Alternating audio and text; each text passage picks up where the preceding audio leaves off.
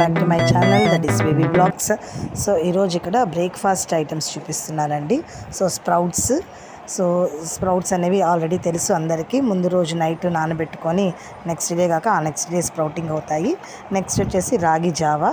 So ఈ రాగి Java నేను పెరుగు ప్లస్ లేదా మజ్జిగ వేసుకొని ఆనియన్స్ వేసుకొని సర్వ్ చేసుకున్నాను. ఈ రాగి జావ ఈసారి రాగి గ్లాస్లోనే తీసుకున్నానండి. సో రాగి అనేది మనకి ఒంటికి మంచిది కాబట్టి బాడీ ఇన్బిల్డ్ చేస్తుంది కాస్త. సో అందుకని ఐరన్ కంటెంట్ని మనకి ఇస్తుంది. సో నెక్స్ట్ ఫుడ్ ఐటమ్ వచ్చేసి ఇడ్లీ విత్ వేరుశనగ పప్పు పల్లీల చట్నీ అండి.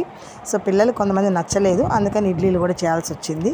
So this is iron deficiency బాగా ఉంటుంది కాబట్టి రాగి జావ తీసుకున్నాను.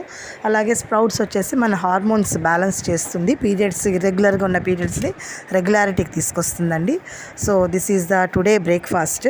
సో మీకు ఈ వీడియో నచ్చి ఉంటుందని అనుకుంటున్నాను.